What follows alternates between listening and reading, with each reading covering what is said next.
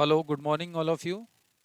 तो NCERT exemplar class 12th ecology में ये लास्ट चैप्टर हम लोग सॉल्व करने जा रहे हैं। इससे पहले हम 3 चैप्टर कंप्लीट कर चुके हैं और एनसीईआरटी एग्जाम्पलर की ये जो सीरीज़ है जिसमें हमने इकोलॉजी को कंसीडर किया, आप लोग जानते हैं काफ़ी इंपॉर्टेंट यूनिट है और इसके अंदर नंबर ऑफ़ क्वेश्चन काफ़ी अच्छे क्वालिटी के क्वेश्चन है और नंबर ऑफ़ क्वेश्चन जो एग्ज़ाम में आने के चांस भी बहुत ज़्यादा रहते हैं। तो आइए इन क्वेश्चनों को देखते हैं। पहला क्वेश्चन आप लोगों के सामने है, लिखा है कि नॉन बायोडिग्रेडेबल, है ना, लिखे हैं non biodegradable pollutants are created by, यानी ऐसे पॉल्यूटेंट्स जो बायोडिग्रेडेबल नहीं है यानी जो डिग्रेड नहीं होते हैं वो कौन क्रिएट करता है? तो आप लोग जानते हैं हम लोग ही क्रिएट करते हैं, यानी they are created by human. Now next, according to the central pollution control board, यानी जिसे आप सीपीसीबी के नाम से भी जाना जाता है ना, सीपीसीबी ध्यान रखेंगे, इसी को शॉर्ट फॉर्म में लिखते हैं CPCB, central pollution control board, the diameter of particle that are responsible causing great harm to the human health, यानी सेंट्रल पोल्यूशन कंट्रोल बोर्ड के अनुसार पार्टिकल का जो साइज सबसे ज्यादा ह्यूमन के लिए हानिकारक है दैट इज द 2.5 माइक्रोमीटर और लेस, यानी जिसका डायमीटर 2.5 माइक्रोमीटर से लेस है। अच्छा, इसका रीजन क्या है? एक्चुअली जब डायमीटर इसका कम होगा तो it will not lodge in your nasal cavity, यानी सांस के थ्रू जो का आपकी नेजल पैसेज के थ्रू ये क्या करेगा, आपके लंग्स में एंटर कर जाएगा, तो इसीलिए ये ज़्यादा हार्मफुल माना जाता है। अब लिख रहे हैं the material generally use for sound proofing of room like recording studio and auditorium. तो ये क्वेश्चन एनसीईआरटी में कहीं जिक्र नहीं है इसका, आप लोग इसको याद रखेंगे, दैट इज द स्टायरोफोम, है ना। स्टायरोफोम क्या है? स्टायरोफोम एक प्रकार की एक्सपेंडेड पॉलीथीन है ना, एक्सपेंडेड पॉलीथीन है, आप इसको ऐसे याद रख सकते हैं, एक्सपेंडेड पॉलीथीन है। और एक्सपेंडेड पॉलीथीन को जो है का है यूज किया जाता है किसमें? इसको यूज किया जाता है यानी जो भी साउंड प्रूफिंग हमको स्टूडियो या ऑडिटोरियम बनाने होते हैं वहां इसका यूज करते हैं। Now compressed natural gas CNG क्या है? तो सीएनजी आप लोग जानते हैं, सीएनजी क्या है? मीथेन है ना। सीएनजी क्या है? मीथेन।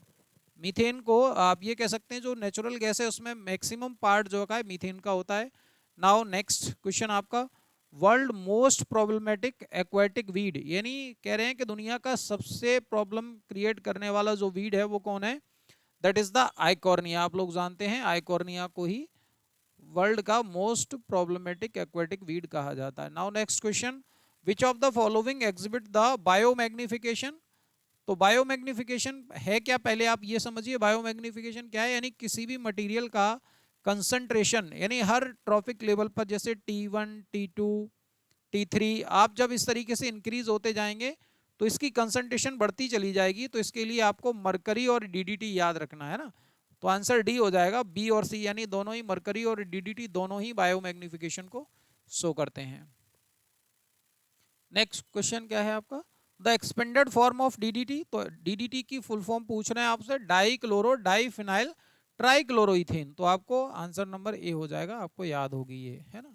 नेक्स्ट क्वेश्चन क्या है, which of the following material take place longest time for biodegradation?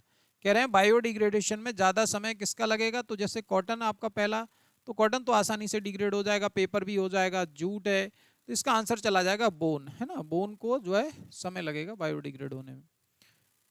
Next question, choose the incorrect statement, इसमें से इनकरेक्ट क्या है?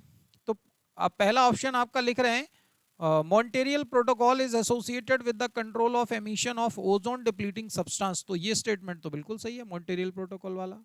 मीथेन और carbon dioxide are greenhouse gases, ये भी बात सही है।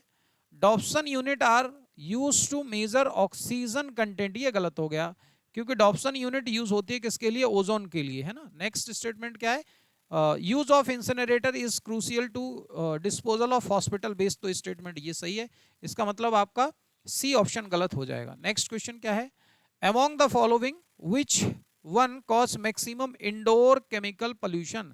इंडोर केमिकल पोल्यूशन कौन करता है? तो भैया बर्निंग ऑफ जो कोल है इससे पोल्यूशन बहुत ज्यादा होता है, आप लोग जानते हैं। उसके बाद green scum seen in the fresh water bodies, यानी जो हमारे फ्रेश बॉडी हैं, वाटर बॉडीज हैं जैसे तालाब वगैरह, वहां पे एक ग्रीन कलर का आप देखते हैं, तालाब में एक ग्रीन कलर की स्कम दिखता है, एक परत दिखती है, तो ये ब्लू ग्रीन एल्गी और एक्चुअली ग्रीन एल्गा की वजह से होती है, उनके पिगमेंट की वजह से होती है एक्चुअली। तो आंसर डी चला जाएगा, A and C. The loudness of sound that a person can stand without, है ना, can withstand without discomfort. कह रहे हैं कि लाउडनेस का लेवल बताइए जो बिना परेशानी के। तो इस ऑप्शन में अगर आप देखेंगे तो 80 डेसिबल, एक्चुअली 80 डेसिबल को बिना डिस्कम्फर्ट के जो है आदमी सुन सकता है। अब यहाँ पे आप कुछ चीज़ें मेंशन कर सकते हो, जैसे कई बार पूछा गया है कि जो 20 से 40 है ना, विस्परिंग, यानी आप जो एक दूसरे के कान में जो बातें करते हैं, बुदबुदाना जिसे आप कहते हो, इसकी जो फ्रीक्वेंसी है ये क्या है, 20 से 40 डेसिबल के बीच में हम लोग किसी के कान में कुछ धीमे से बोलते हैं। अगर हम नॉर्मल कन्वर्सेशन की बात करें, नॉर्मली एक दूसरे से हम बात करते हैं, तो ये 30 टू 60 डेसिबल के बीच में हम बात करते हैं। और एक्चुअली जो नॉइज पोल्यूशन है ना, नॉइज का जो लॉ आया है, नॉइज लॉ के अनुसार, यानी नॉइज लॉ ये 2000 सन 2000 में पास हुआ था, मैक्सिमम जो परमिसिबल लेवल है दैट इज 75 डेसिबल होना चाहिए, है ना। 75 डेसिबल से ऊपर जो है साउंड की फ्रीक्वेंसी नहीं होनी चाहिए।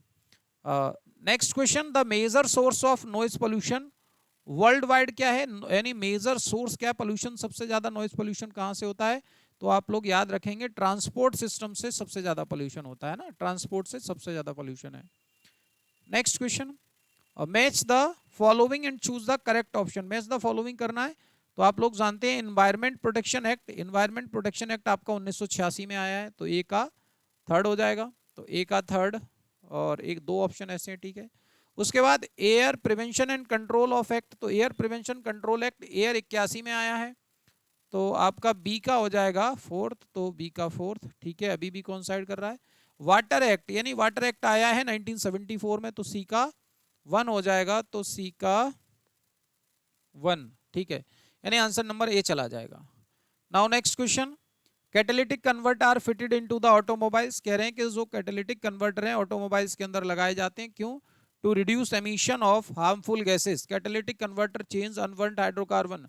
तो एक्चुअली जो आपके कैटालिटिक कन्वर्टर हैं ये क्या करते हैं, जो अनबर्न्ड हाइड्रोकार्बन है उसको कार्बन डाइऑक्साइड और वाटर में कन्वर्ट कर देते हैं, आप लोगों को ये पता होगा।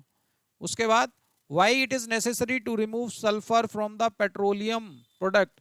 कह रहे हैं पेट्रोलियम प्रोडक्ट से सल्फर को हटाना क्यों जरूरी है, तो to reduce the emission of sulphur dioxide in exhaust fume, ताकि सल्फर डाइऑक्साइड इनके एग्जॉस्ट से बाहर एटमॉस्फेयर में रिलीज ना हो और उसके टॉक्सिक इफेक्ट हम लोगों पे न मिले।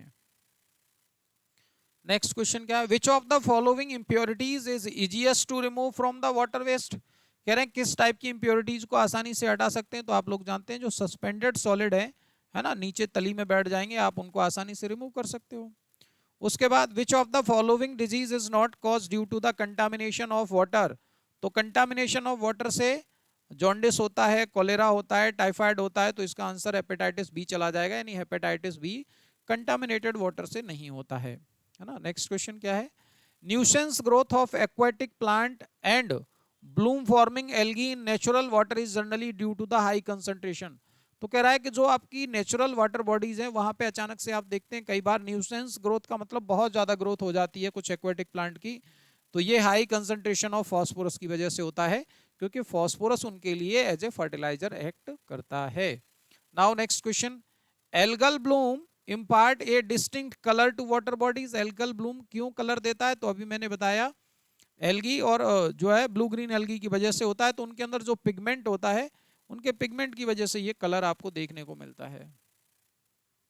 Next question, match the following and choose the correct option. Match the following question बहुत अच्छे हैं, मैं बार बार आप लोगों को रिवाइज करा रहा हूं। जैसे पहला इन्होंने कहा यूवी रेडिएशन, तो UV radiation snow blindness cause करते हैं।